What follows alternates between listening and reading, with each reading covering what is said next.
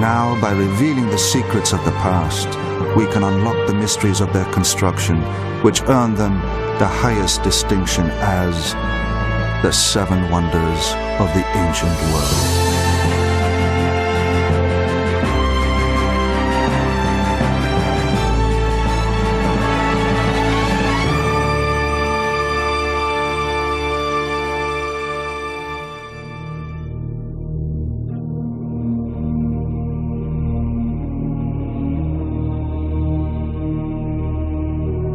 The Great Pyramid is the only survivor of the 7 ancient wonders, the finest monuments of all time.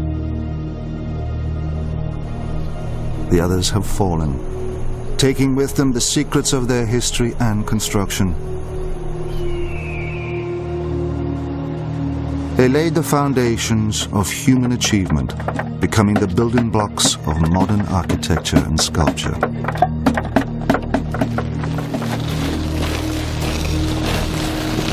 From the world's largest pyramid to the very first skyscraper, the 7 ancient wonders were all massive construction projects.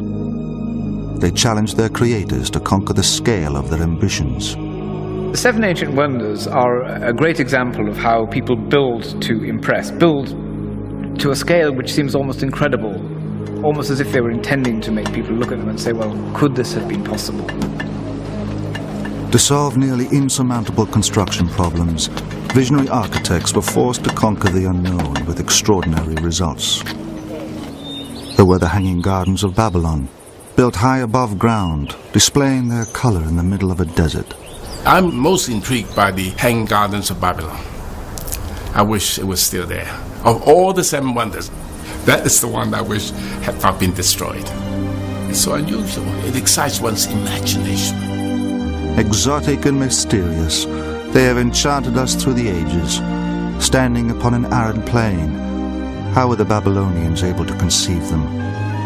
The ancient gardeners had a great knowledge of horticulture, but what plants were they able to grow in the Hanging Gardens?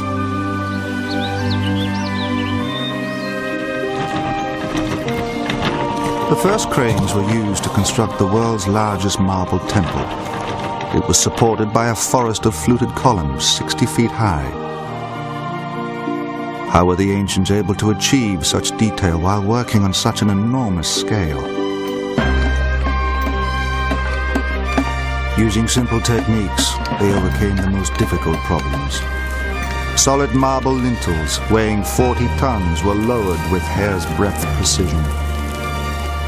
It was one of the examples of the ways in which these early Greek architects were responding to the desire to build huge edifices with huge blocks of stone and needing new technologies to cope with it. An ingenious technique was used to create the finest sculpture of all time, the giant statue of Zeus, lifelike in every detail. How was it possible to create a statue of ivory taller than a 4-story building? The overwhelming flash and brilliance of all the materials at that scale is something we can only imagine in our minds. The sculptor who created it used a secret recipe to shape the ivory. But how did he achieve such realism? The originality of its design has inspired artists and sculptors to copy it throughout the centuries. The Pharos, a lighthouse, was the world's first skyscraper standing over 400 feet high. How were the ancients able to build so high without modern equipment? The Pharos blasted its golden light 50 miles out to sea. What mechanism could cast a beam so far? For centuries, the secrets of its construction lay hidden beneath the sea. So we are on the place here, on the underwater site.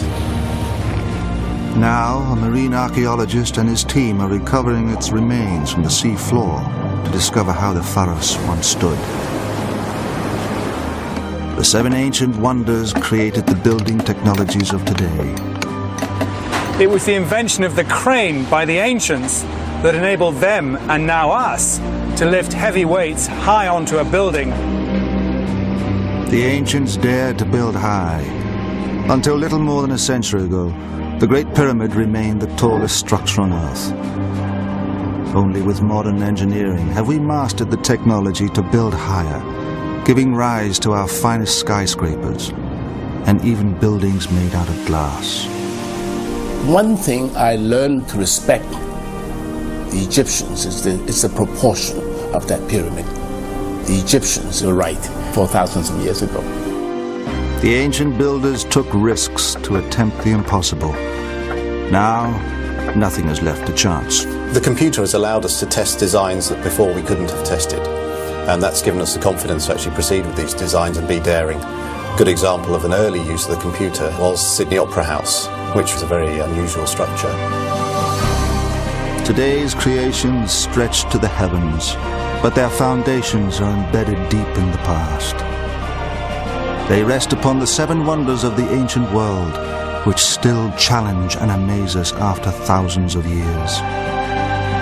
Their origins lie in the ancient Greek world.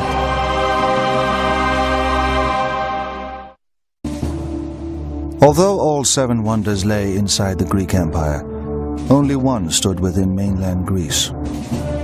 In the 5th century BC, Greece was invaded by Persian armies. By 480 BC, the Persians had taken Athens, destroying much of the city. But the Greeks fought back and defeated the Persians. Within 10 years, the statesman Pericles came to power. Athens was rich from the spoils of war. Pericles commissioned monuments glorifying its victory, including a new temple to the goddess Athena, the Parthenon. It was decorated with lavish friezes. The most famous are known today as the Elgin marbles. The finest Greek sculptors worked on the Parthenon. Pericles was so impressed with one in particular, named Phidias, that he made him the chief designer. Phidias would become the Michelangelo of the Greek age.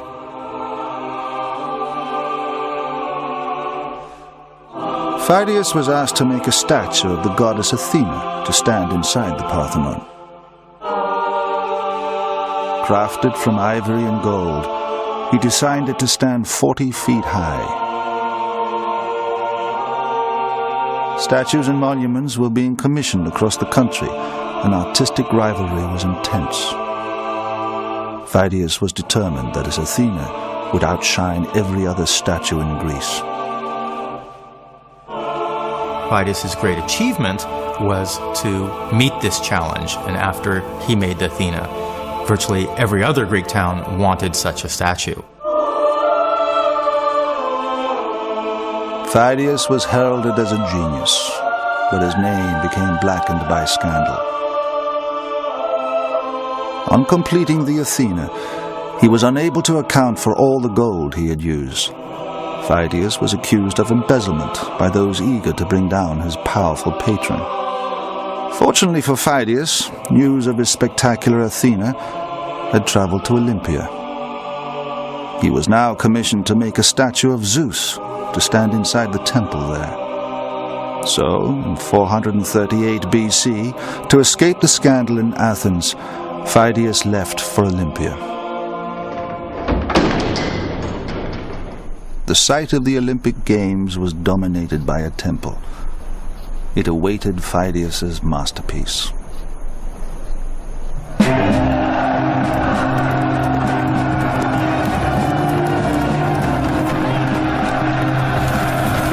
The Olympic Games attracted competitors from all over the Greek world. Wars stopped when the Games were held in honor of Zeus, the supreme god.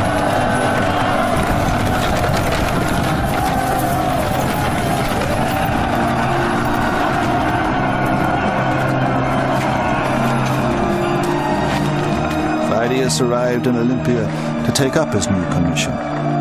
With his reputation on the line, he approached the great temple. So it seems that the Eleans, having seen or heard about what was up in Athens, decided, we want one of those too, and we want Phidias to make it for us. And they went and they commissioned him to do that.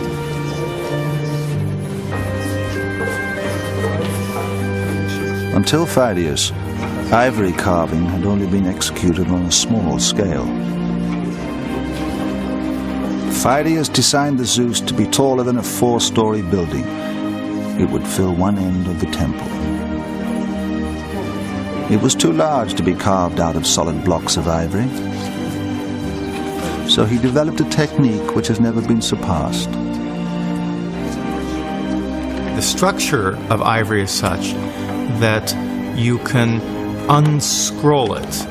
You have to imagine it as if you're unpeeling an onion or putting a pencil in an old manual pencil sharpener and turning it, and you get a thin, narrow shaving strip of ivory. And no one had tried to do this before, and that's really what was original. Phidias developed a secret method for softening the ivory. Only a few ancient recipes survive. Professor Kenneth Lapatin is the first to have rediscovered them. Some seem to be a bit fantastic, like wrapping them in fish skin, which I have never tried to do. Others say boil 3 days with mandrake root, which seemed a bit dangerous to try. Others said soak in oil, which did nothing for me. But one said soak in vinegar, which I did do, and that produced results. And what happens is that the ivory, which is tooth, it's largely calcium, has some of its chemical components leached out of it, and it becomes soft and flexible. And then you can mold it to shape and dry it out, and it will maintain that shape. And it was Phidias' genius that assembled these techniques from various different crafts to make this wonder of the world.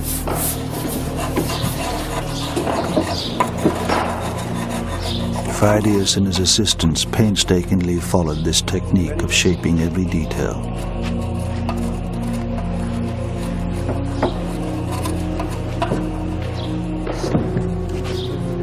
Every ivory section was made to fit exactly. The Zeus began as a wooden framework. To this, the molded ivory sections were fastened. The statue was built up, piece by piece, to a height of 45 feet. It took over 7 years before Phidias was satisfied everything was perfect. The Zeus was then assembled inside the temple. It had a great reputation, but none of that really prepared you for that shock when you walked through the temple doors and saw the image.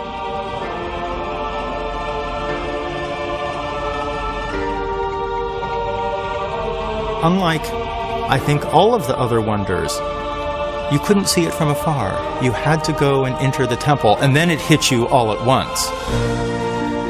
Oh, gee, that really is big. Wow.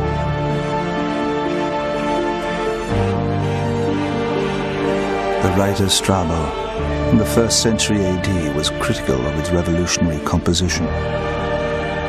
The sculptor may be criticized for not having appreciated the correct proportions. He has shown Zeus seated, so we have the impression that if Zeus moved to stand up, he would unroof the temple.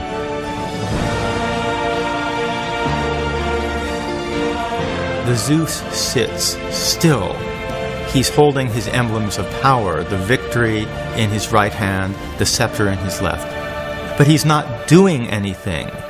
The stilling of the god gives him greater power because there's the potential there for action. He's very aware. And it's that calmness that becomes a hallmark of the classical style. Characteristics of Phidias' world wonder are echoed throughout Western art.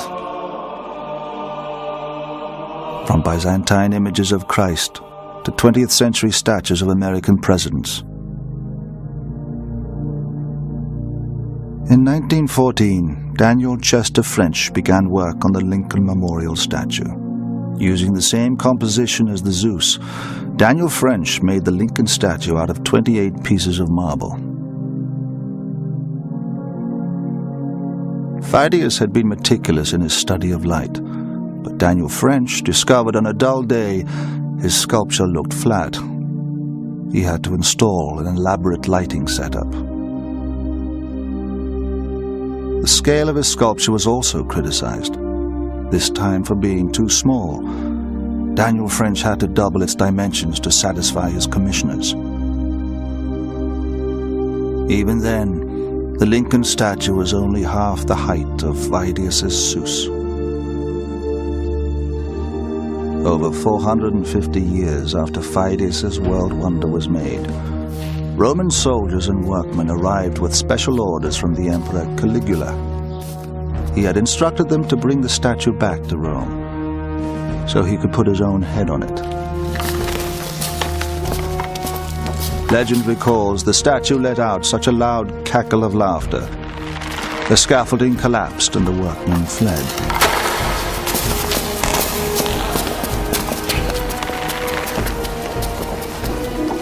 Luckily for them, the ruthless emperor was assassinated before they returned to Rome, empty-handed.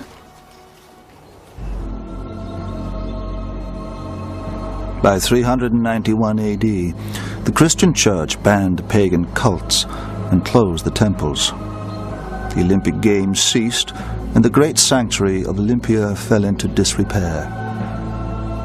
When the Zeus was 800 years old, it was bought out by Luasus, an imperial chamberlain from Constantinople, and installed in his palace art collection there. Phidias's world wonder would not survive for long. A fire destroyed the palace and the collection, cremating the finest statue of all time. The influence of Greek art and architecture spread into Persia, an enemy of Greece.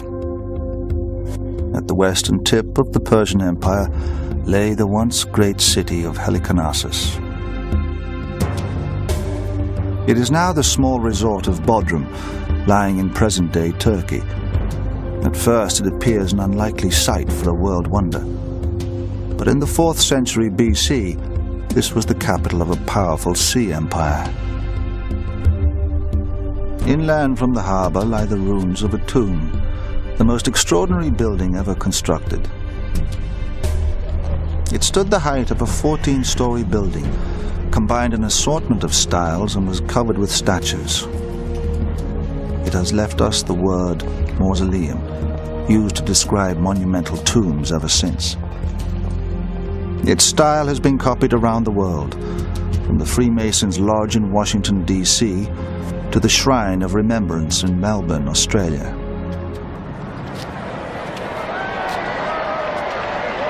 The creation of this incredible structure was down to the vision of one of history's little-known yet extraordinary figures, King Mausolus. A Persian governor, or satrap, he became king of this area, known as Caria. Mausolus's unusual behavior included marrying one of his sisters, Artemisia. Erratic and headstrong, he founded a dynasty upon tyrannical control. Mausolus married his elder sister Artemisia, which is a very curious thing to do because brother-sister marriage does not seem to have existed in the family before his generation. From the day he became king in 377 BC, Mausolus fiercely protected his kingdom. The ruins of the Mindus Gate are all that remain of his grand defensive walls, which stretched for 7 miles around the city. He also built up a navy of 100 ships. In the Persian tradition, he had a fortress palace, which is believed to have occupied the site currently where the castle is. Mausolus is obviously a very powerful, dominant figure, successful politically and victorious in war. His forces stood poised to repel any Greek attack, yet Mausolus openly welcomed Greek culture. Deluded by visions of his own grandeur, he planned the construction of a vast tomb. He chose a Greek architect to design it. His name was Pythias. He was unknown and unconventional. We don't know exactly where he came from, but he was very much a pioneering theoretical architect, probably the most important theoretical architect of the 4th century BC. He had very strong views on what was appropriate in architectural design and what was not. The Persians had a tradition of building tombs. Mausolus followed the example of the Persian king Cyrus the Great. But Mausolus's tomb would be far grander. Pythias designed for him an extraordinary building. It defied the conventional styles of the day. Apart from the Great Pyramid, it stood twice the height of any known building in the Western world, 14 stories high. The tomb would be unique. It would incorporate different styles from different countries. On the top, and never attempted before in architecture, a vast statue. Below, a stepped roof, inspired by the Egyptian pyramids. Beneath were Greek columns from temple architecture. Under these, giant statues resembling friezes, another architectural innovation. At the base was a tomb chamber. This alone used over 12,000 tons of stone. Mausolus gave orders for his tomb to be built on top of an existing royal burial site. Because of the scale of the tomb, this choice of location presented problems. The mausoleum needed foundations dug to a depth of 20 feet. They soon flooded. Having drained them, Pythias increased stability by joining the masonry together. Iron clamps, or dovetails, were used to secure each block to the next, and dowels were fitted between the courses. To assemble the columns, a hole was cut in the base of each, allowing iron connecting bars to join onto the next section.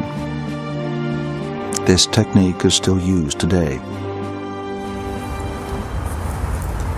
These blocks have been banded together so that they get strength from each other. The ancients also realized that for stone blocks to share the weight more effectively, particularly on a large structure, they needed to be clamped or doweled together. If there was a weakness in the foundation, for example, then the building could cope with it better. The mausoleum became a world wonder because of the statues adorning it, over twice life-size. These heroic figures stood high up on ledges and weighed many tons. By the time that the mausoleum is being built, great strides had been made in the development of cranes and siege engines, massive timber constructions on wheels capable of lifting dead weights to a height of 140 feet. We take it for granted that we can use machinery to help us on our construction sites. This beam weighs about 1.5 tons. It was the invention of the crane by the ancients that enabled them, and now us, to lift heavy weights high onto a building quickly and with great precision. The heaviest statue sat on the very top of the mausoleum. It was an enormous sculpture of Mausolus and Artemisia in a chariot, pulled by 4 horses. This revolutionary idea of putting a statue on the top of a building has been copied since in triumphal arches and monuments. Mausolus never saw his completed tomb. He died in 352 BC. His body was interred within the mausoleum. But Artemisia, his sister and widow, would prove to be more formidable than Mausolus himself.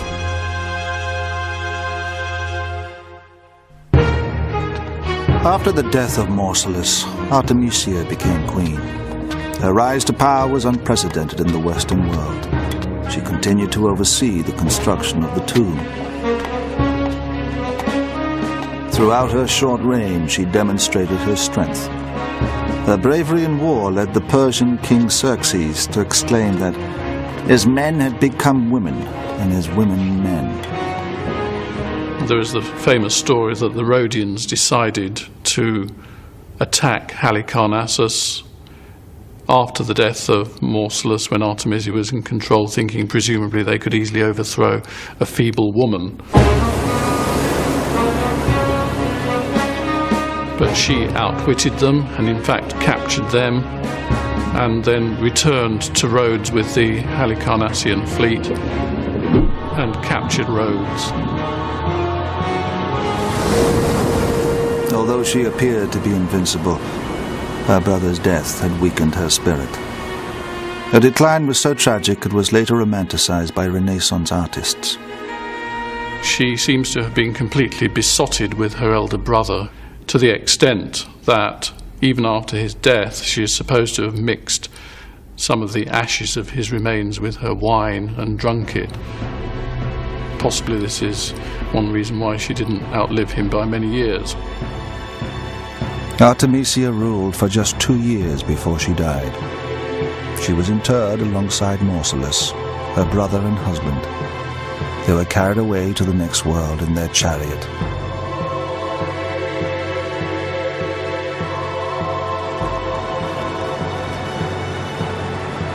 The mausoleum was finally finished after Artemisia's death.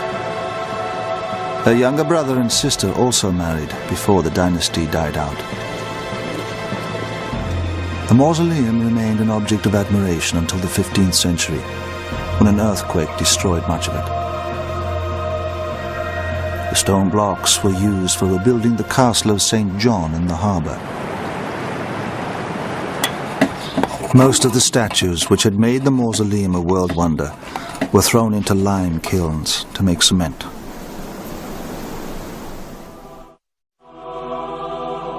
"100 miles up the Persian coast from Halicarnassus stood the largest marble temple ever constructed. It had been built at Ephesus, the wealthiest city in Asia Minor and the largest port on the Aegean. The temple, dedicated to the goddess Artemis, attracted pilgrims who flocked here to visit her cult shrine. Artemis was a mother goddess, her many breasts symbolizing the fertility of women. King Croesus, renowned for his wealth, financed the building of a temple to her in 550 BC. The architect chosen to build it was Chersiphron. Although he was highly trained in temple construction, this commission was on a scale never before attempted. One of the interesting things about temples such as the Temple at Ephesus are that they are among the earliest works of Greek architecture on any real scale. Chersiphron may well have visited the temples of Thebes in Egypt and been inspired by the forests of columns there.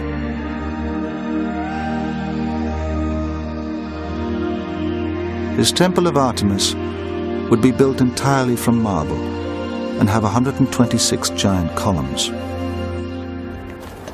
Chersiphron's first challenge was to ensure a constant supply of enormous blocks of marble. The quarries were 7 miles from the construction site, and some marble blocks could weigh as much as 40 tons. Engineer Scott Steedman has examined the difficulties of moving them. There's a lot of controversy about how the ancients moved heavy stones. We know that they dragged them, of course, but when you drag a stone, you have to overcome a huge amount of friction from the weight of the stone on its runners underneath. So if you want a system that doesn't involve dragging, then you may be able to rock them, or even to roll them. This is a mock-up of a rocking device where the stone is strapped in between 2 large wooden rockers. This is a very efficient system of overcoming friction, and you can see just how easy it is to move even a heavy object.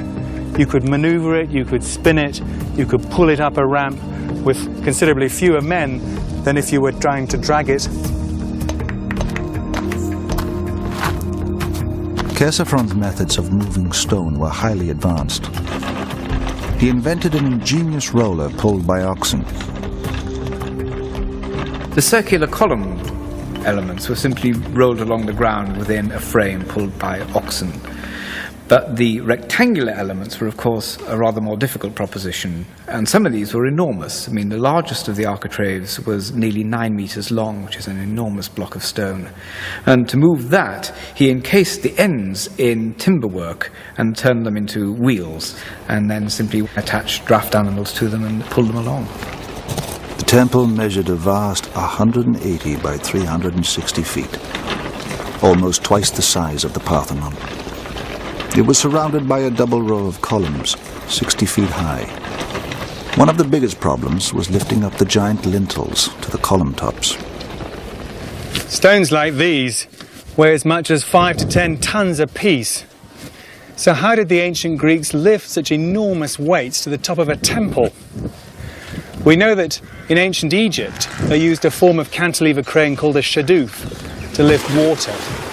And we know that the ancient Greeks used the same principle, but on a much larger scale, to lift weights at the dockside, cargo and even ships.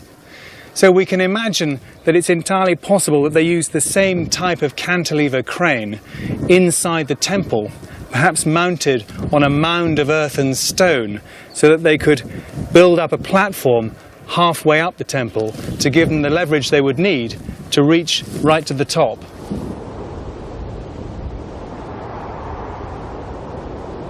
Unlike earlier civilizations, Chersiphron's craftsmen had iron tools. This enabled the marble columns to be fluted and decorated, but it called for greater care in handling them. One of the great difficulties of maneuvering these enormous blocks of stone is the precision that you need to get them finally into their exact place in the building. And you want techniques that can allow fine-tuning and allow little shifts of position and so on.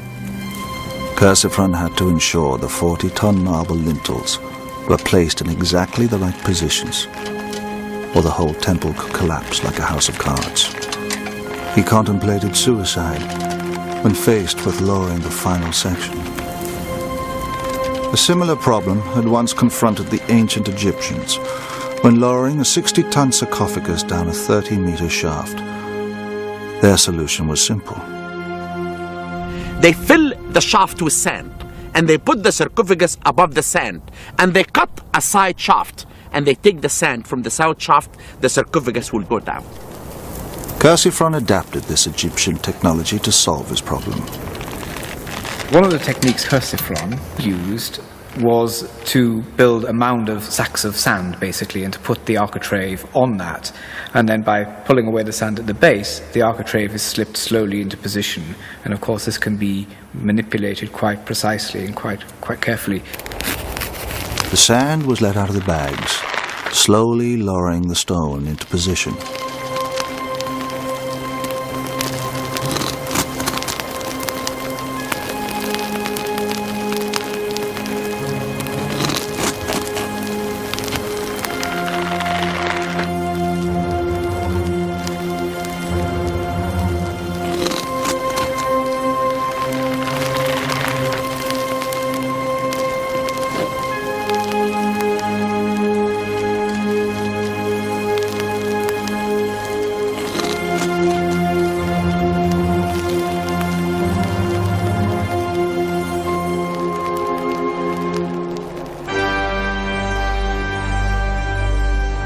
The Temple of Artemis took 50 years to build, and Chersiphron didn't live to see its completion. His son followed him to finish the construction. The temple became a massive tourist attraction. Then, on the night of Alexander the Great's birth, tragedy struck.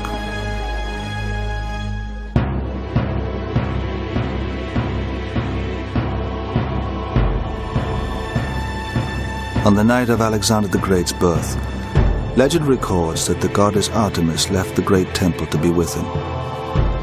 While she was away, a pyromaniac, wanting his name to be remembered forever, burned the temple to the ground.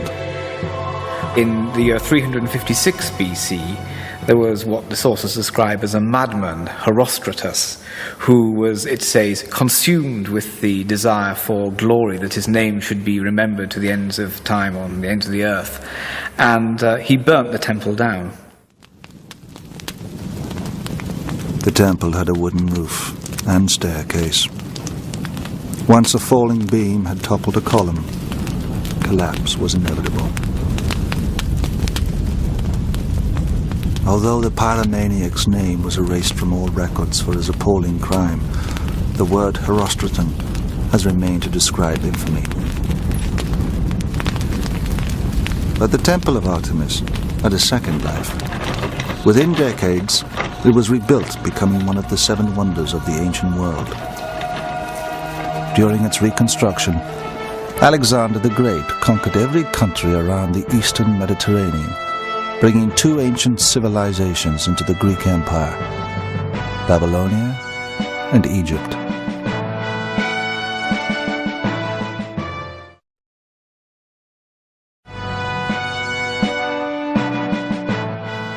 The capital of Egypt is Cairo, home to the oldest wonder of the world. The Great Pyramid still lies at the heart of Egyptian culture. On the edge of the city lies the Giza Plateau, the site of a vast pyramid complex. Pyramids are the tombs of the pharaohs. Pointing to the heavens, they ensured the pharaoh's safe journey into the next world.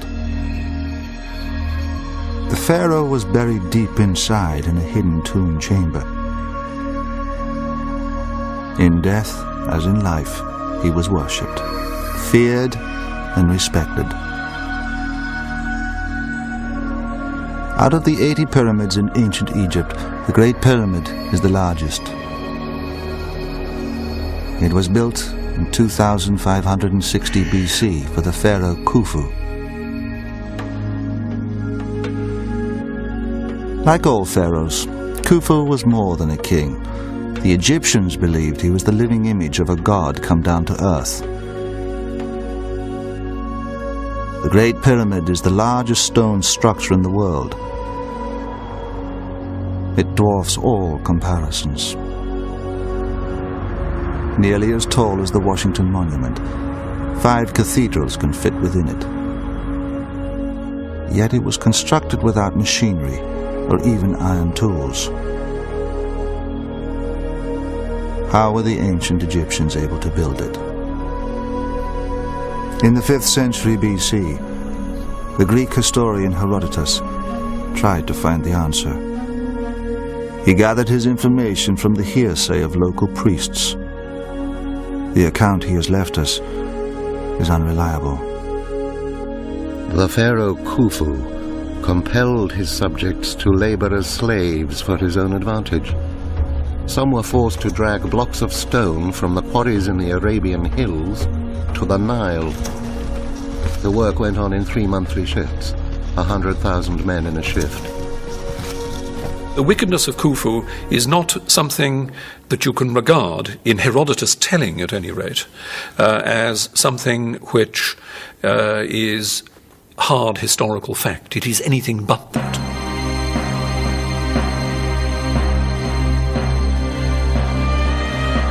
Herodotus's inaccuracies were exaggerated throughout the Christian era and later popularized by Hollywood. Producers, when they make this type of movies, they showed slavery building the pyramid. You know, slavery can build a huge building, but it will never make anything genius.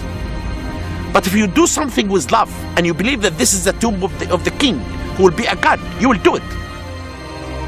Guaranteeing the successful passage of the pharaoh into the next world was every Egyptian's duty. Peasantry was called up on national service to work on these things, because slaves, of course, were not involved. The Egyptians did not have, in the Greek or Roman sense, a slave system at all.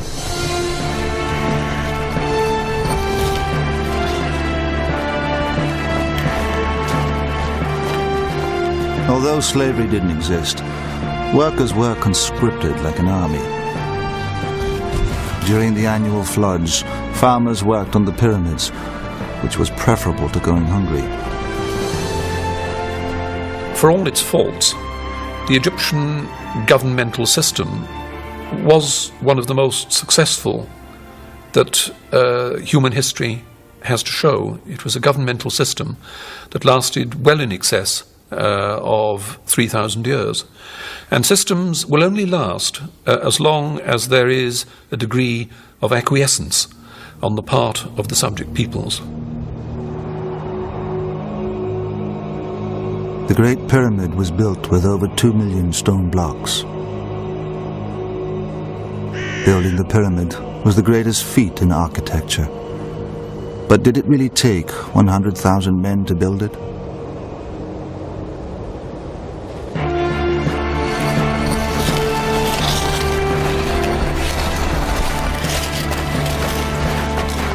The Egyptians were practiced in pyramid building. Their production line ran highly efficiently. Instead of Herodotus's 100,000 slaves, only 20,000 laborers were used. In place of soldiers with whips, help was at hand to tend the sick and injured. The Egyptian put doctors, physicians on the site to save the workmen, because they found many workmen had broken hands. And they put wood to support the broken hands. Others had broken legs. We found that all the tombs of men and women, the skeletons, had a stress on their back because they were involved in moving heavy stuff. And they died during the construction of the pyramids. The Giza Plateau was chosen as the site because of the quantity and quality of the building stone. The men lived here in laborers' quarters, their heads shaven to deter lice. Working in gangs, they hauled the stone blocks from the nearby quarry on sledges. An illustration from the tomb of a nobleman shows this process on a grand scale. A colossus being dragged along. Sleepers or runners were often set into the ground to reduce friction, but there were no rollers under the sledge.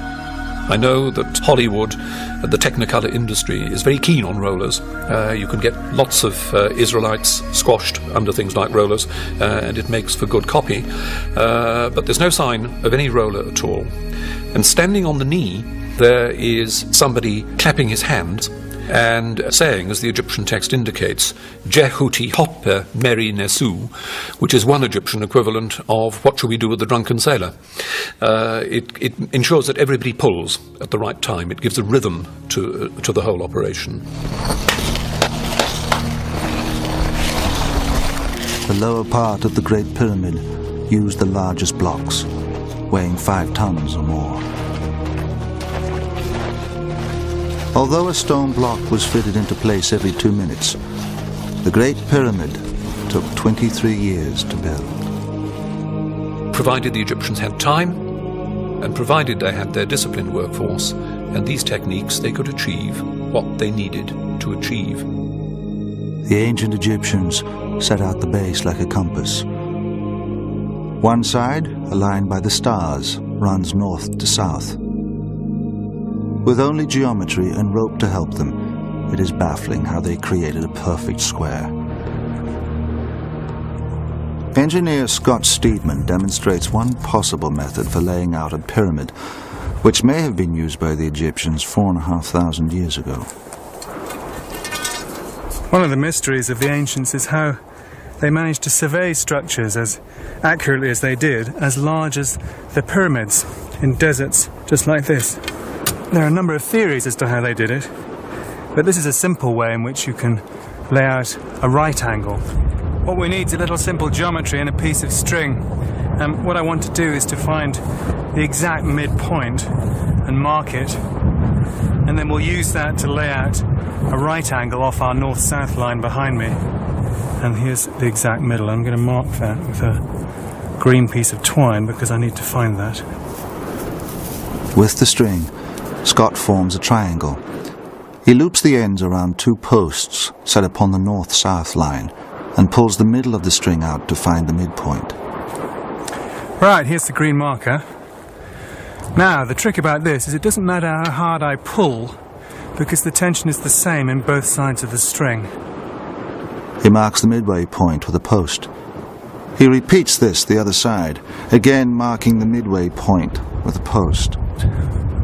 By aligning these 2 points with a string, Scott has created a 90-degree angle. That's the original north-south line, and this is the new east-west line. The beauty of this system is that you wouldn't just do it once. You would go on from where I stopped, right around the pyramid, and then you would go back the other way anti-clockwise, and then back again clockwise. Each time you'd close out the error just that little bit more, until you got it to the precision that you wanted. The rough appearance of the Great Pyramid masks the precision of its construction. Its limestone casing was stripped away centuries ago to rebuild Cairo, but the pyramid remains the most accurately built stone structure on Earth. It covers 13 acres, the equivalent of 9 football fields, yet each of its sides are accurate to within inches. In my opinion, pyramids built Egypt. Because building the pyramids made the Egyptians to think about art, architecture, to think about astronomy, and this is why they became genius, because they have to build the tomb of the king who will be a god. Dr. Howes has discovered the remains of the surveyor's original workings. We found in our excavation holes about 40 centimeters in diameter, and no one understood the function of these holes. We found that these holes has to do with making the square base of the pyramid. After they finish the square base of the pyramid, they cut in the solid rock, and they made the base of the pyramid about 8 meters high, only from the rock of the plateau. The stones were dragged from the quarry to a short ramp and then hauled up onto the base.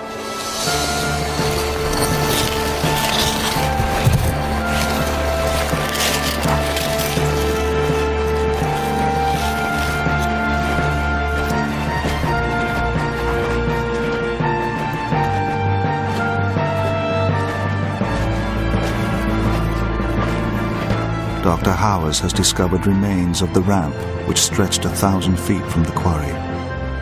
The ramp, based on my discovery, is located to the southwest corner of the Great Pyramid.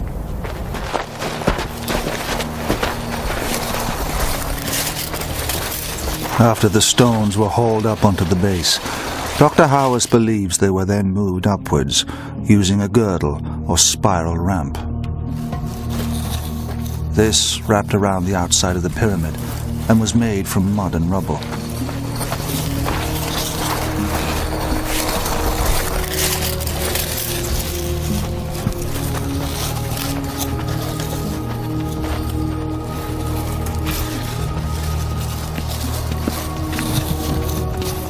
The spiral ramp grew higher as the pyramid was gradually built up. No one knows with certainty the exact ramp design. Other archaeologists believe the ramp was a straight one. I prefer the long straight ramp option, partly because a ramp circling the pyramid would have been inherently unstable for the heavy loads to be dragged up it. And it's also difficult to understand how you could drag these heavy blocks round the corners on such a ramp. But a straight ramp to the top would have ended up being a mile long, stretching far beyond the quarry. To retain a manageable gradient, its length and height would have needed continual adjustment. On the other hand, the spiral ramps have cornering problems.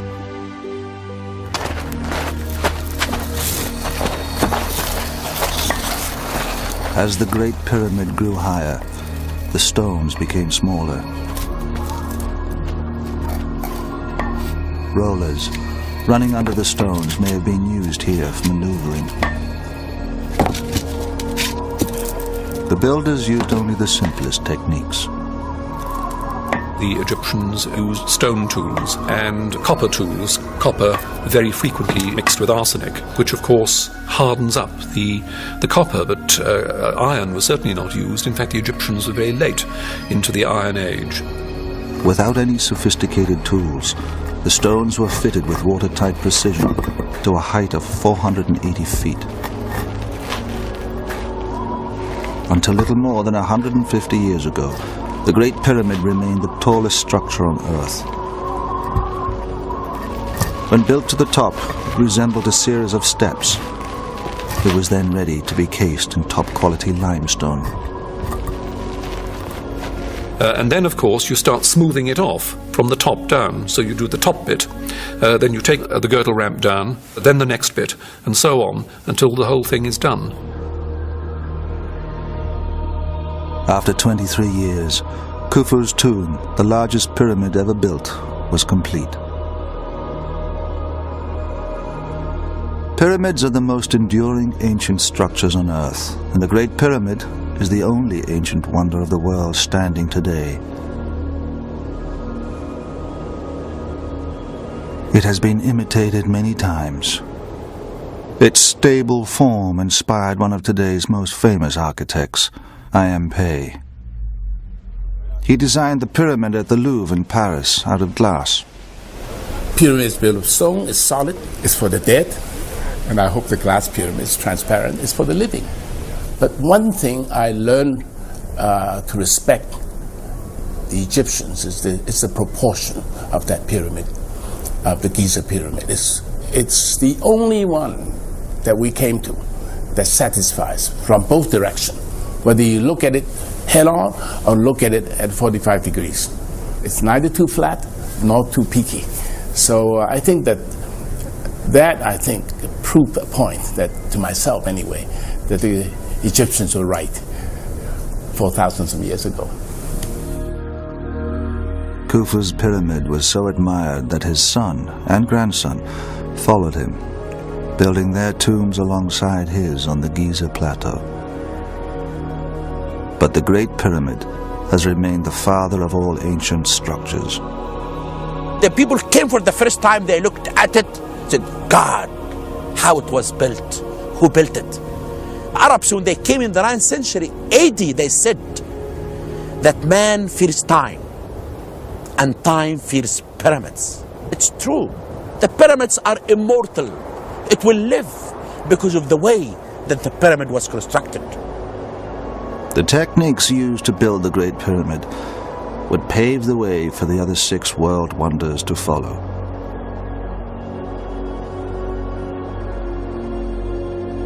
The Great Pyramid, the foundation for the other world wonders, was built in 2650 BC. It would take another 2,000 years before the next wonder of the ancient world was created in the most spectacular city on Earth, Babylon. The city was surrounded by inhospitable terrain for hundreds of miles. Merchants journeyed across the wilderness from every corner of the ancient world to trade their goods in the wealthy city. But of all the sights in Babylon, one impressed the parched travellers more than any other: the Hanging Gardens. I'm most intrigued by the Hanging Gardens of Babylon. I wish it was still there. Of all the 7 wonders, that is the one I wish had not been destroyed. It's so unusual. It excites one's imagination. Fragments of the ancient city survive, but the Hanging Gardens have been lost forever. Some scholars doubt whether they could have existed here. How was it possible to have built terraced gardens in an area without building stone? Babylon's built on a huge, great, flat alluvial plain, and there's no stone nearby, so they have to use mud. And they would dig the mud from the riverbank, creating a sort of moat around the city. And then the mud would be formed into bricks. And then as it bakes in the sun, you would end up with really quite a sturdy product. You can't just take the bare mud and pack it into a brick. So he's processing the mud by stamping it and adding water to it to give it just the right consistency. so that when it is slopped into the mould, he has a brick which you can recognisably see is a brick and not just a heap of mud. Mud, when it's baked and compacted, is a very strong and capable building material.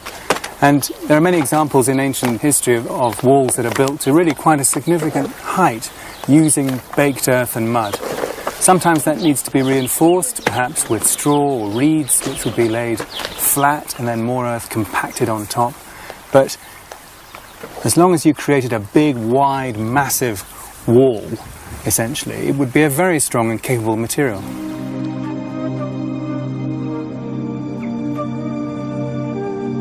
Babylon was situated on the Euphrates, in present-day Iraq. In the 6th century BC, King Nebuchadnezzar rebuilt it. The walls were so splendid that the Greek poet Antipater had included them as one of the 7 wonders. Herodotus was also impressed by them. They formed a square. Along the top were walkways wide enough for 2 chariots to pass. There were 100 bronze gates in the circuit of the walls. It was some 56 miles around the whole city.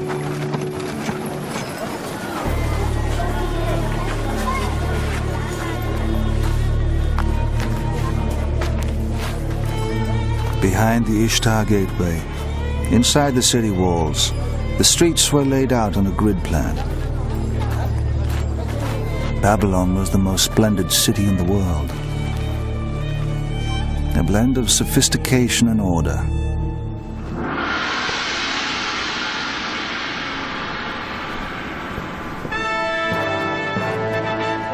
King Nebuchadnezzar ruled Babylonia from his palace. He married Princess Amytis from the land of Media.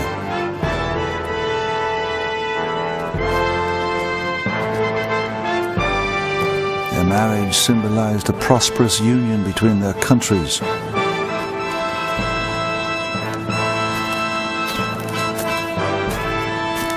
Babylonia now looked forward to a period of peace and plenty.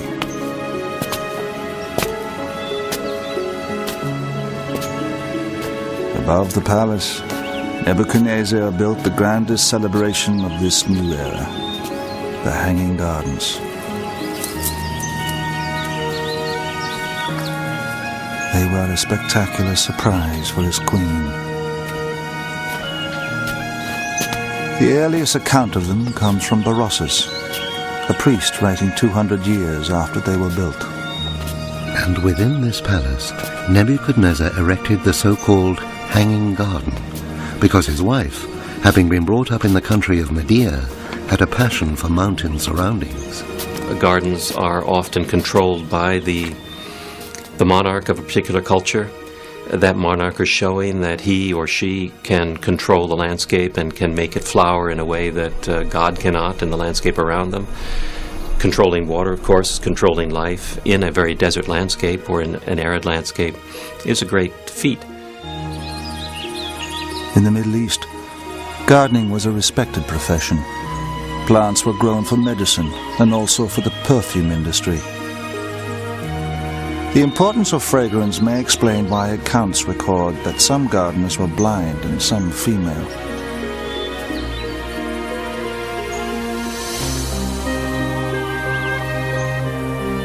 Records show that Nebuchadnezzar's gardener was given special rations from the palace. He is believed to have been an expert from Judea, a country with a similarly arid climate. The Babylonians had a great knowledge of plants. The gardeners in Babylon would have selected the best plants to thrive in the hot, arid climate. The Middle East is not all a desert, but it's generally arid, and it was felt important to bring exotic types of plants, different types of plants, and a richness of vegetation in a controlled situation so people could enjoy it, particularly the king. There are a number of ways plants have adapted to survive in harsh environments like the Middle East. One way is to have thin, needle-like leaves. Grasses and conifers are good examples of this. Their very small surface area ensures little water loss. Others have leathery or waxy leaves to prevent water loss. Often they are grey in colour, which reflects the glare of the sun. Some plants have leaves covered in fine hairs. These reduce the drying effect of the wind and also trap the cold night air to keep the plant cool during the day. Oak, willow and cedar, ilex, plane and palm. The lists of the trees and the plants in the hanging gardens are endless. They were compiled by historians centuries later and are often inaccurate. It is believed the gardens contained many plants and trees from the land of Medea, the homeland of Nebuchadnezzar's queen. As well as adding colour, the flowers of orange and lemon trees would have produced a fragrant scent. However, the gardens were planted out. They needed water. Ancient writers recorded that there were hidden machines used for irrigation. Scholars have investigated buckets on ropes, water wheels, and even the Archimedes water screw. This device is attributed to the great Greek mathematician and inventor. It is believed Archimedes created it while in Egypt, having watched villagers pump water from the Nile. But the Hanging Gardens were built 2 centuries before him. The only device we have evidence for at that period is in fact the shaduf, a very simple tip beam device that's known as early as the 3rd millennium BC. You have a counterweight at one end and a basket on the end of a rope or a pole at the other that lifts the water up. We have illustrations of it from the 2nd millennium BC onward. We have illustrations of it in Assyrian art from the time the Hanging Gardens supposedly were functioning, and there are no illustrations of other devices that would have been suitable. So it seems to me that this is the only solution. Today we overcome our engineering problems with machinery. The ancients often looked no further than human labor, and in Babylon there was an endless supply. The Western perception of the Hanging Gardens has been highly idealized. Terraced gardens with abundant water, even waterfalls. When I was a child, the image conjured up by the Hanging Gardens was that of gardens that somehow hung downwards. But in fact, if you look at gardens that are carefully maintained in the Middle East on terraces, generally you have plants that rise upward from the terraces. In arid regions, in the desert, water is so precious it's like gold. They have to control how they use it very, very carefully. They let the water come in down channels, and then they release the water so that it just rushes out, just for perhaps 10 minutes a day, and then they'll shut it off again and conserve it for the next day. Just a tiny amount of water has created an intensity of colour, green trees, which is just totally unexpected. Water could have been taken from the Euphrates, carried or lifted up to a cistern on the top terrace. From there it would have trickled down through the different levels of the garden. The irrigation of the Hanging Gardens is only part of the riddle, taunting archaeologists. The more baffling puzzle has been to find their exact location.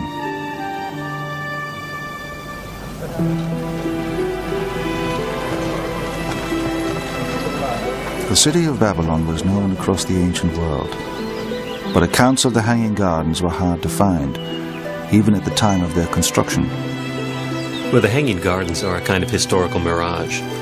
We have sources from the 1st century AD that say there was Hanging Gardens at Babylon, but Herodotus, who's writing very close to the time the gardens supposedly were built, doesn't mention the gardens at all. If they were so spectacular, you'd expect him to say something.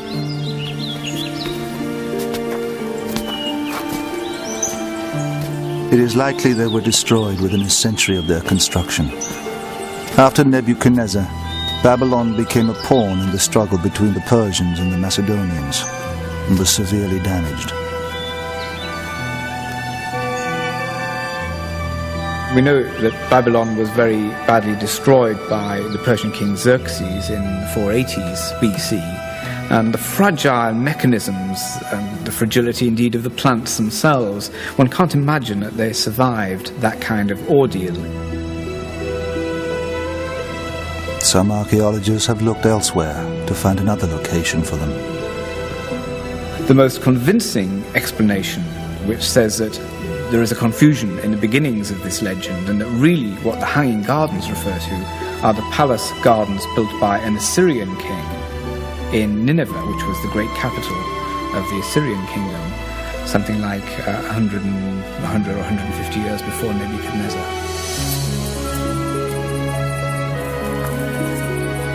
Despite their short lifespan, the gardens have gained legendary status.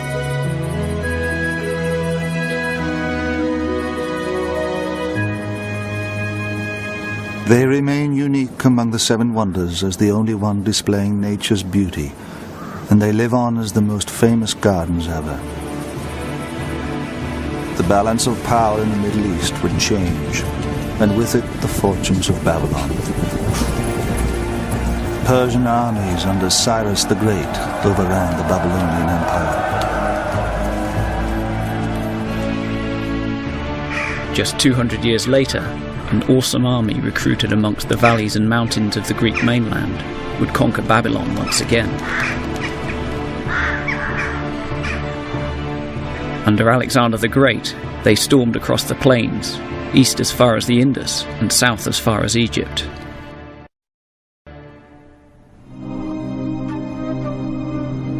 Greek artists, sculptors and masons followed in the wake of Alexander's armies.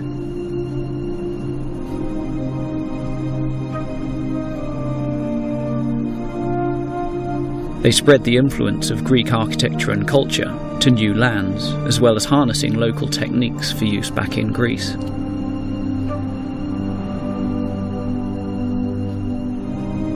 Under Alexander, for the first time, all the wonders of the ancient world were brought within the same empire. The idea of seven wonders is in many ways inconceivable without Alexander the Great. His conquests in Babylonia and Egypt brought the Hanging Gardens and the pyramids to greater Greek prominence. Babylon in particular caught Alexander's imagination. Alexander was interested in Babylon as the center of learning, the center of power, the traditional center for Mesopotamia, and indeed he died in Babylon and was planning his last campaigns there, and was, I think, planning to make Babylon the capital of his syncretistic empire. So he certainly saw Babylon as a key place in the geography of the world. After his death in 323 BC, the empire was divided up amongst his generals. Ptolemy took Egypt, Antigonus seized Asia Minor. In between these two powerful territories lay the small island of Rhodes. By trading equally with both Egypt and Asia Minor, the islanders had benefited much from their neutrality. Forced to choose sides, the people of Rhodes took up arms on behalf of Ptolemy of Egypt.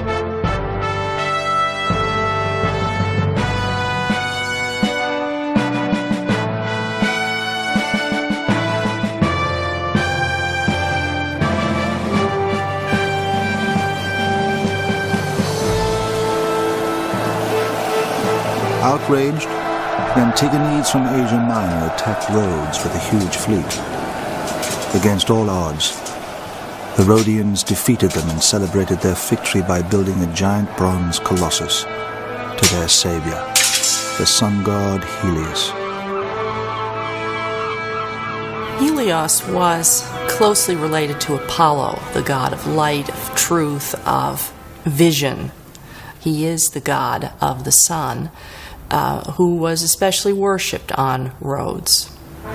There were many bronze statues on the island, but the Colossus was easily the largest. To build, it cost 300 talents, equal to 300 warships.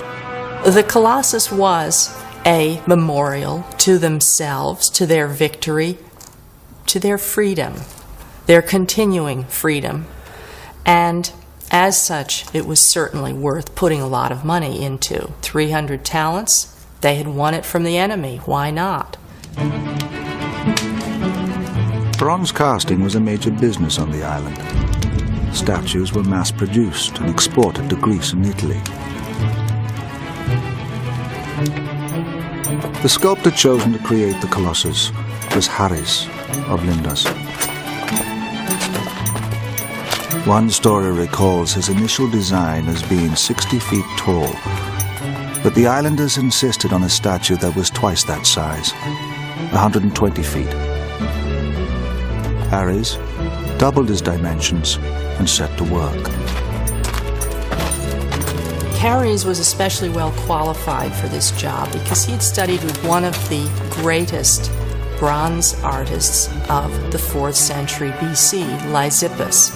Lysippus was known for producing many, many statues, 1,500 in his lifetime. And so in the workshop of Lysippus, one can imagine hanging on the wall a whole row of arms, a row of legs, body parts which were more or less interchangeable. Unfortunately, none of these mass production techniques could be used for the Colossus. No bronze statue had ever approached 120 feet in height. Haris had to manufacture everything on site. The casting would have been directly next to where the statue was to be put up. Probably a whole series of pits in which the pieces were cast. Those pieces would have been riveted together, and the statue would have been set up on the spot. The basic techniques of bronze casting have changed little over the centuries. From a scale model, the first process is to make a copy. Today, a latex mold is filled with liquid wax. Haris may have used clay or terracotta molds. When the mold is pulled apart, the wax replica remains. Replicas are then covered in a heat-resistant coating and fired inside a kiln. The wax inside melts and is released through pipes and channels. The hollow replica can now be filled with molten bronze. When it cools and the casing removed, the finished bronze remains. The Colossus gradually took shape. Piece by piece, each bronze section was attached to a framework of wood and iron.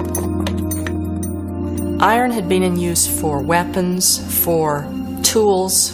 Iron was used also in classical times for the bronze casting industry. Iron pins were used to support a project during casting. Keeping the statues stable was a problem. Stones were dropped down the ankles into the feet to add weight to the base.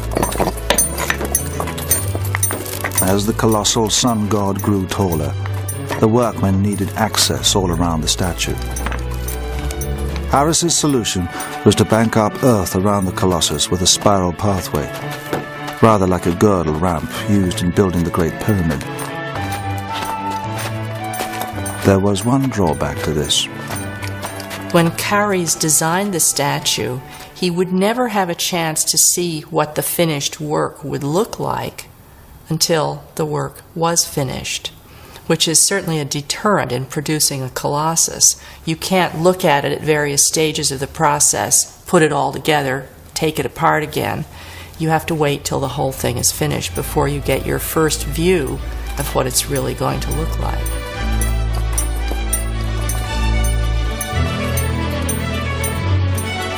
By the time Haris reached the head of the Colossus, the mountain of earth was 100 feet high. Altogether, 225 tons of bronze was riveted into place.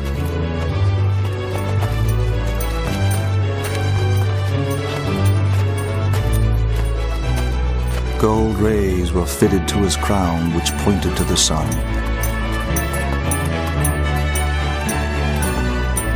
After 12 years' exhausting work, the mountain of earth was removed.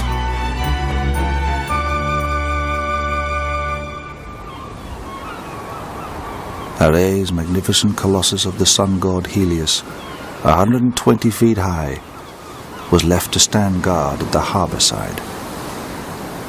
Haris certainly must have found out how to cast a big statue like that in many pieces.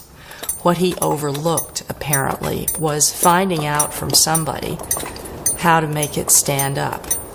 Obviously, nobody had been making colossi, and so nobody thought carefully enough about how to keep this statue standing.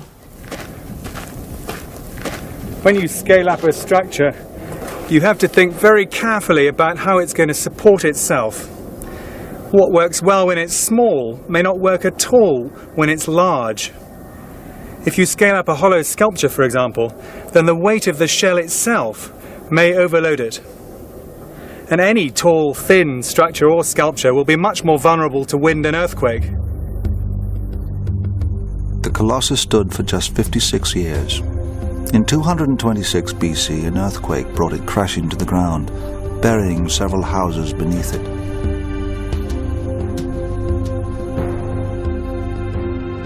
With time, people forgot how it had once stood. During the Renaissance, Maerten van Heemskerck, the first artist to draw the 7 ancient wonders, depicted it astride the harbor. Impossible. But as people tell the story over and over again, the statue gets bigger and bigger until a ship can sail beneath it. When a statue is standing on 2 legs, and it's a naked statue, as this would have been in the tradition of producing statues of gods and of heroes, it's the legs have to be close together to give it the support that it needs. But the idea of the Colossus straddling the harbor still remains popular. Engineer Gavin Davis assesses the likelihood of this. If the legs were together on the sculpture, it would be a lot more stable because the weight of the upper half of the body is carried vertically down through the legs. And then provided the foundations are strong enough, then you should have a relatively stable structure. If the Colossus had stood with the legs apart, it would have been considerably weakened. The key concerning the Colossus is how the weight load is carried down the 2 legs when they're quite wide apart. Once you do start getting any wind loading on this kind of structure, then there are obviously weak areas. Around the 2 ankles, for example, would be an obvious area of concern. Over 2,000 years after the Colossus, Auguste Bartholdi designed the Statue of Liberty.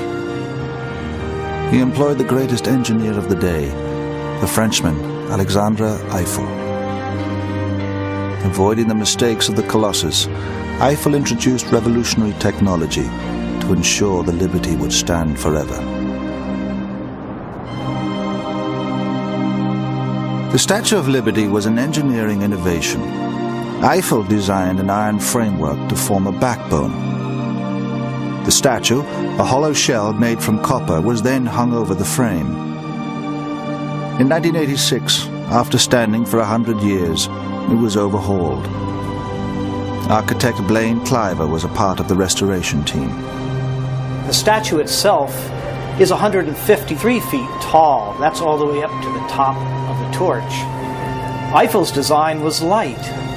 It is a skeletal frame and is anchored to the pylons which are into the base, the stone base upon which the statue stands. Unlike the Colossus of Rhodes, the outer casing carries no weight at all. Consisting of 300 copper plates weighing 80 tons, its weight is transferred by ribs and armature bars to Eiffel's central skeleton. Larry Balente was the consulting engineer during the restoration work. It does have the modern concept of if it's too stiff, it will break, and if it has flexibility, it will give with the wind, give with the temperature changes, and therefore be able to, like an airplane wing, go up and down and not break and come to pieces. So this was revolutionary at the time, and it absolutely is the only way you could have done this and had it survive as long as it has. There are plans to use this technology to rebuild the Colossus on the island of Rhodes. Nicolas Kotsiaminas, one of the leading bronze sculptors in the world today, dreams of recreating the Colossus. He has already made some enormous bronzes. He now plans to build the Colossus to stand the height of a 15-story building. I'm proposing two different designs. The first one is going to look as the old Colossus by putting this arm like that, okay? Of course, now, with the new technology, we do something different. And now I'm proposing the second proposition is to stretch the arm, giving the light to the world. Okay, now we've got the technology to do that. Along with Liberty, it's going to be the largest. But it's going to have one advantage over Liberty, simply because it's connected with this sort of thrill. One of the wonders of the world is going to be recreated. And that's the main thing. That's the beauty of it. The fallen Colossus remained a wonder of the world. Tourists flocked from all over the Mediterranean to marvel at its giant remains. The thumb was bigger than most statues, and this is what really captivated visitors, who would make almost a pilgrimage to the statue to see that giant thumb. An oracle predicted that Rhodes would suffer great misfortune if the statue were rebuilt. So it was left lying where it had fallen for 900 years. In the 7th century AD, the statue was carted off as scrap metal. Obviously, its tourist value by then was much reduced, and yet its monetary value was still high. Usually when bronze statues were melted down, the metal was reused for weapons, tools, mostly ammunition. It took 980 camels to carry off the surviving metal from this statue. Charis, like the Colossus he created, became a broken man. One story recalls how he miscalculated the cost of doubling the statue's size, leaving him bankrupt. Destroyed by debt, he committed suicide. The last of the 7 ancient wonders was built in the city that had given birth to them all, Alexandria.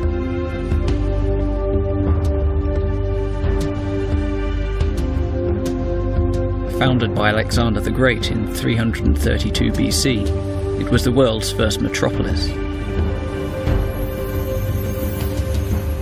Standing at the head of the Nile, it rivaled ancient Rome in size and power. From its earliest days, the city has been a melting pot of civilizations. You could find any product from India, from Italy, from Greece, from Africa. Most of the goods for Alexandria's markets were brought by sea. As traders approached the Egyptian coast, they kept a lookout for the familiar sight of Alexandria's wonder, beckoning them to safe harbour.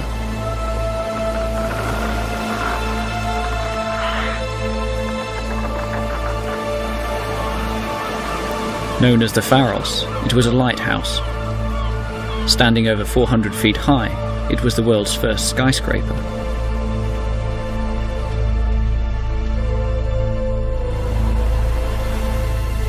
Lighthouses had been built around the Mediterranean from as early as the 7th century BC. The waters off Egypt were particularly treacherous, hiding submerged rocks that had brought many ships to grief.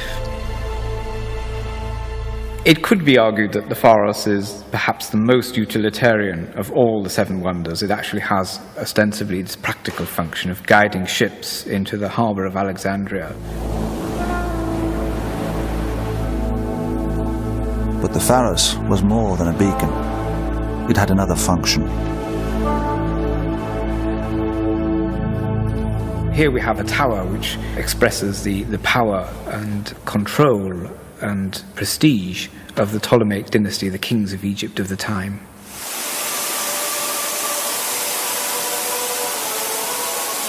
Alexandria was the first megacity. Palaces were stacked upon palaces, yet the Pharos exceeded everything else. It is yet another way in which Alexandria can be put at least one notch, and preferably several notches, above every other city in the world.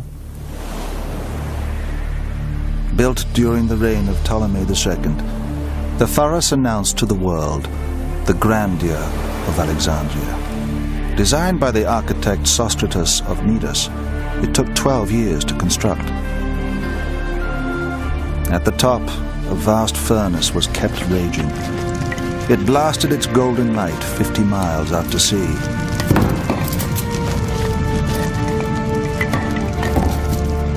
Some reports mention extraordinary solar mirrors used to laser enemy ships at sea. The Pharos was built in 3 sections. On the base sat a square tower, 233 feet tall. The second section was octagonal, and above it was the lighting apparatus. It's believed a spiral rampway inside allowed donkeys to take up the loads of fuel. We know that it did have ramps inside it, and that donkeys, for instance, could perhaps have gone up to the top of it on these ramps carrying loads. But it's a bit of an open question as to exactly how it worked, I think. The light at the top was created by a furnace. It was directed out to sea via large bronze reflectors. One of the problems, of course, of a lighthouse, particularly in a location such as Egypt, which is relatively poor in trees, in wood, would be what do you actually use to feed the flames? Alexandria was the largest port in the Greek world, and it is likely that the city had access to many raw materials. Various fuels have been suggested, ranging from wood and oil to fats and tree resins. The Pharos was built from solid blocks of granite and limestone. Unlike tall buildings of today, its walls had to bear all the weight of the masonry above.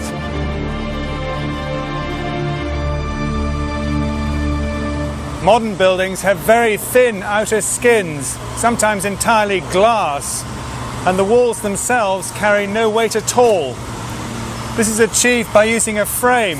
I'm holding on to one of the steel stanchions here, so the ground floor and the interior can be entirely open. Frame technology was only invented relatively recently with the advent of modern materials like steel and concrete. Because the ancients were limited to stone, they had to build enormously thick and heavy walls to reach the heights that they wanted. In the 19th century, Jules Bordet, a forerunner of Eiffel, made the most ambitious copy of the Pharos. Although never built, he incorporated a metal frame into his design for a tower to light up Paris.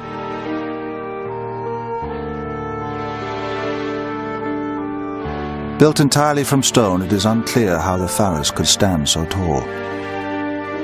Yet there are many ancient accounts of it.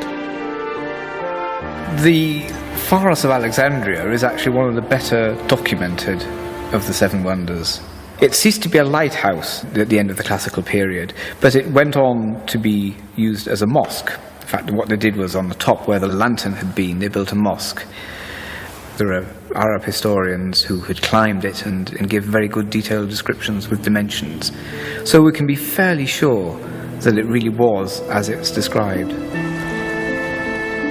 Today, a medieval castle stands on the site of the Pharos, which stood until 1303. Named after the small island on which it was built, Pharos has become a generic word for all lighthouses. Like the Mausoleum and Colossus, the Pharos was destroyed by an earthquake. For 700 years, its remains lay on the seabed. But recently, a marine archaeologist has begun bringing to the surface the world wonder that has remained hidden for centuries. When the Pharos was toppled into the sea, its massive building stones were scattered across the harbour. Marine archaeologist Jean-Yves Empereur has been excavating the underwater site. He still can't comprehend the scale of his discovery. When for the first time we dived, we couldn't imagine such chaotic and huge underwater collection of such thousands and thousands of columns, of bases of columns, of capitals, of sphinxes, of obelisks and so on. It was incredible. And every time we dive, even now, after thousands of diving here, we go back to the surface with a strange feeling. It's a fantastic sight. You cannot imagine, you can describe it. You have to dive to have this so strange feeling. Among his discoveries was a vast granite lintel weighing 75 tons, which he believes to be a supporting beam from the Pharos. You can see even in this castle, they used some very strong stones like the red granite from Aswan.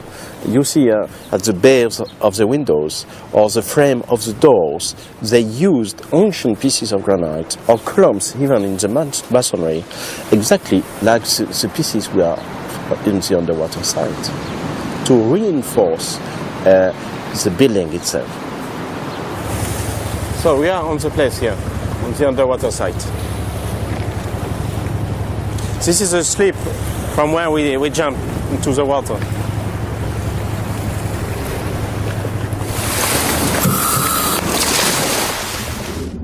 Jean-Yves has been diving here since 1991. The vast underwater site covers 5 acres. His team continues to log the size and weight of every block. Deciphering the thousands of artifacts is a monumental task. The Pharos fell amongst palaces and the other treasures of the once great city. So Jean-Yves and his team have a painstaking task of deduction.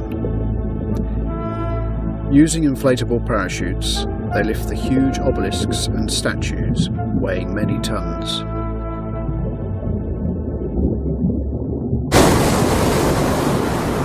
One day they hope to establish once and for all how the Pharos was constructed. The world's tallest lighthouse was brought down by an earthquake. Nowadays, tall buildings are thoroughly tested. Gavin Davis examines the stability of the Pharos. There's no doubt this would have been a very challenging structure to build, but to build something that's supposedly 400 feet tall or more would have been very difficult at that time. When comparing the Pharos with one of the Great Pyramids, for example, you can see that there's a great difference because the pyramids are inherently more stable structure. Comparing it to something like a pyramid, which would have a much wider base, then it really is still a very tall and thin building. Whereas the ancients were building into the unknown, today's architects are required to check every uncertainty. This building's the Hong Kong and Shanghai Bank, and a significant amount of testing was carried out to look at how it might behave in the wind.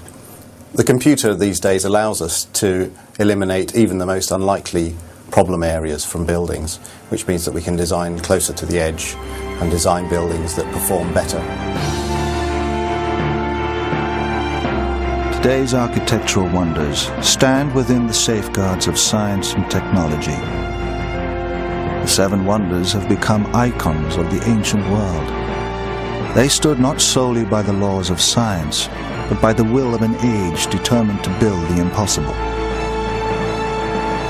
The 7 ancient wonders were part of an age of optimism, an attempt to use technology to the limit, to go further than people had ever gone before in creating these massive monumental structures. Architecture and sculpture continue to pay a debt to the excellence of their construction.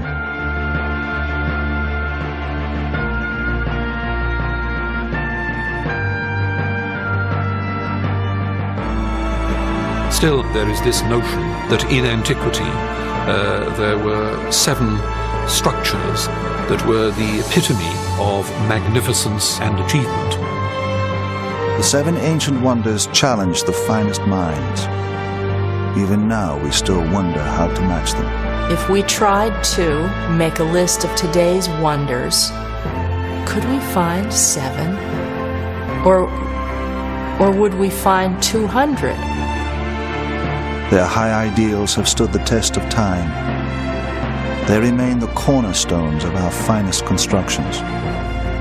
Architecture has to serve a purpose. And I think the symbolism of the pyramid is as valid, in my opinion, today as it was then.